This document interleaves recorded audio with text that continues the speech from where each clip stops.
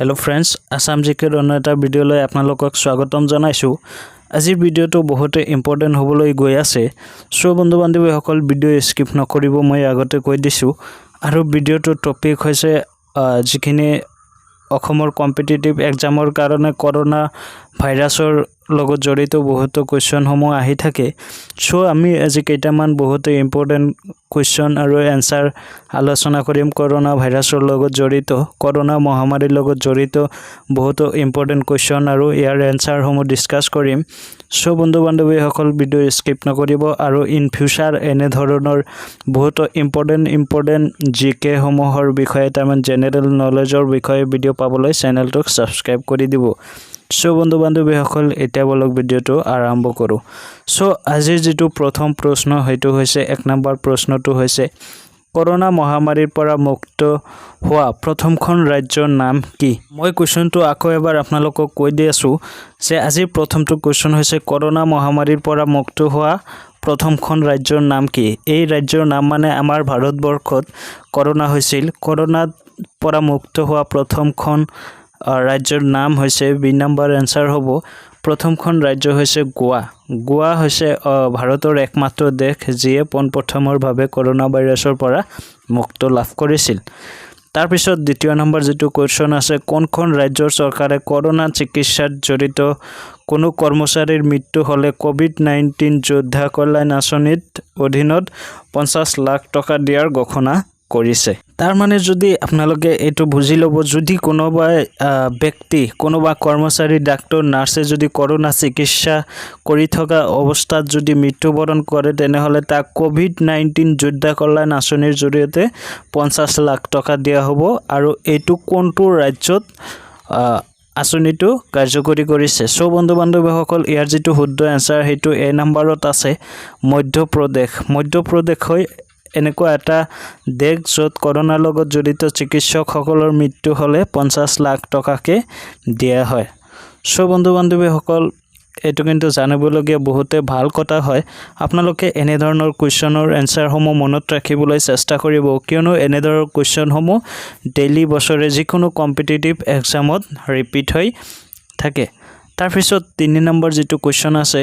ভাৰতৰ কোনখন শিক্ষা প্ৰতিষ্ঠানে কৰোনা মহামাৰীৰ কিট তৈয়াৰ কৰে? এইটো বহুত ইম্পৰ্টেন্ট গোটেই কোৱেশ্চন সমূহই খুবই ইম্পৰ্টেন্ট মোস্ট ইম্পৰ্টেন্ট বুলি ক'ব লাগিব কিয়নো আজি এনেকুৱা কোৱেশ্চনে আলোচনা কৰি আছো আমি। কোৱেশ্চনটো মই আকৌ কৈ দি আছো যে ভাৰতৰ কোনখন শিক্ষা প্ৰতিষ্ঠানে কৰোনা মহামাৰীৰ কিট তৈয়াৰ কৰে? এইটোৰ এনসাৰ হ'ব বি নম্বৰ IIT দিল্লী। মই মাৰ্ক কৰি দেখাই দিছো আপোনালোকক যে ভাৰতৰ কোনখন শিক্ষা অনুষ্ঠানে কৰোনা মহামাৰীৰ কিট আৱিষ্কাৰ কৰে হেতু হৈছে IIT দিল্লী। তাৰ পিছত 4 নম্বৰ যেটো কোৱেশ্চন আছে হেতু হৈছে কোনখন ৰাজ্যত কৰোনাৰ ৰোগীৰ লগত আদান প্ৰদানৰ বাবে কোবট ৰবটিক ব্যৱহাৰ কৰিছে? এইটো বহুতে ভাল কথা হয় আৰু ইয়াতে আপোনালোকে কোবট ৰবটিক মানে এনে ধৰণৰ এটা ৰবট যি কৰোনা যিহেতু কৰোনা বেমাৰ হৈছিল কৰোনা ভাইৰাছে ধৰিছিল কৰোনা মহামাৰী হৈছিল হেহতক এই ৰবটৰ জৰিয়তে খানা পিনা ঔষধ দ্ৰৱ সকলো প্ৰদান কৰা হৈছিল হেহতকে কোবট ৰবটিক বুলি কোৱা হয়। সো কোনখন ৰাজ্যত কৰোনা ৰোগীৰ লগত আদান প্ৰদানৰ বাবে কোবট ৰবটিকৰ ব্যৱস্থা কৰিছিল? ইয়াৰ যেটো সঠিক এনসাৰ এটো বি নম্বৰত আছে হেয়াৰ এনসাৰ হ'ব ঝাৰখণ্ড। মই মাৰ্ক কৰি দেখাই দিছো বন্ধুসকল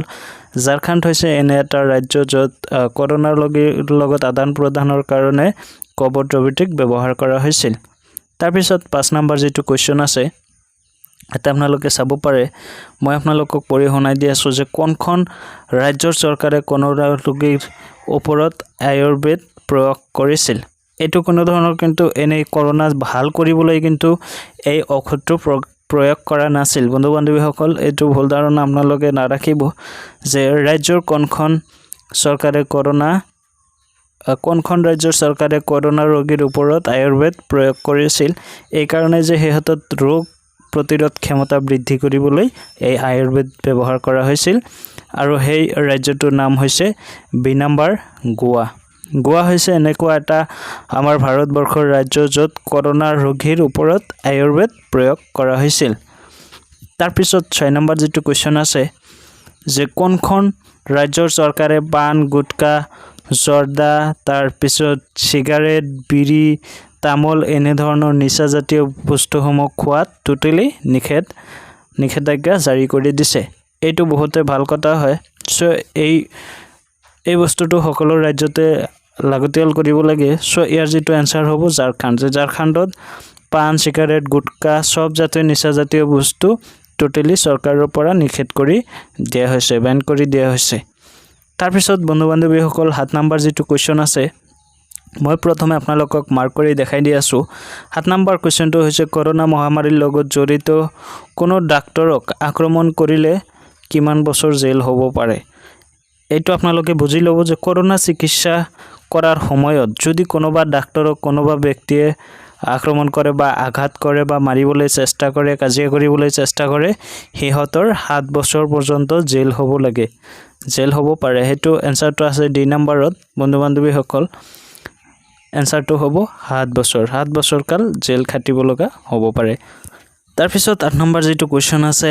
ICMR তথ্য অনুসৰি কৰোনা নিয়ন্ত্ৰণৰ ক্ষেত্ৰত ভাৰতৰ স্থান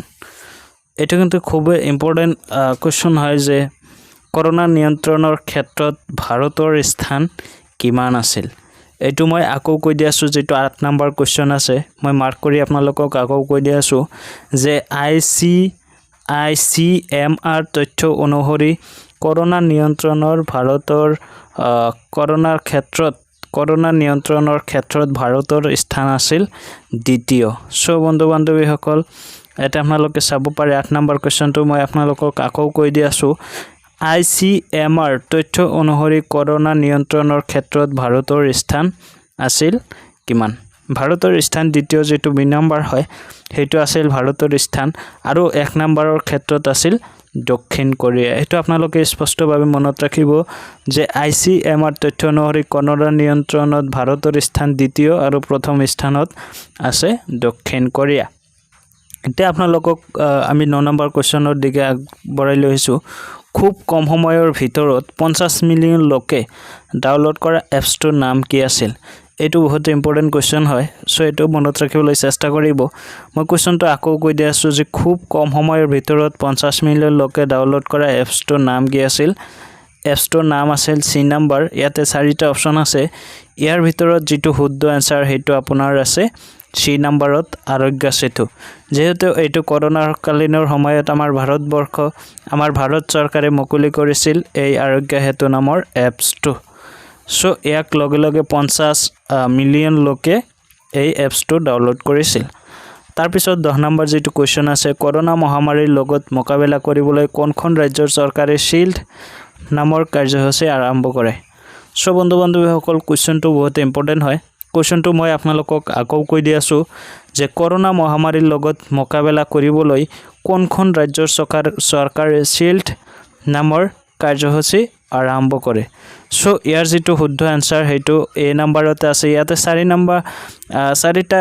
আনসাৰ আছে তাৰে 3টা ভুল আনসাৰ আৰু এটা হৈছে শুদ্ধ আনসাৰ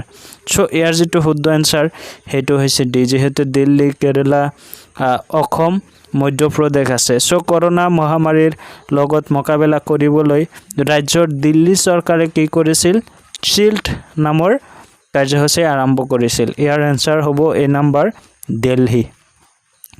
তাৰ পিছত বন্ধু বান্ধৱীসকল 11 নম্বৰৰ যেটো কোৱেশ্চন আছে কৰোনা মহামাৰীৰ বাবে জৰুৰীকালীন অৱস্থা ঘোষণা কৰা বিশ্বৰ প্ৰথমখন দেশৰ নাম কি কোৱেশ্চনটো আকৌ কৈ দি আছো যে কৰোনা মহামাৰীৰ বাবে জৰুৰী অৱস্থা ঘোষণা কৰা প্ৰথমখন দেশৰ নাম কি ইয়াতে 4টা দেশৰ নাম আছে চীন আছে জাপান আছে ভাৰত আছে ইটালী আছে সকলো কিন্তু ভাবিব পাৰে ম্যাক্সিমামে মনে ভাবি আছে যে ইয়াৰ আনসাৰটো চীন হ'ব নহয় বন্ধু বান্ধৱীসকল চীন হৈছে ভুল উত্তৰ যে কৰোনা মহামাৰীৰ বাবে জৰুৰীকালীন অৱস্থা ঘোষণা কৰা বিশ্বৰ প্ৰথমখন দেশ হৈছে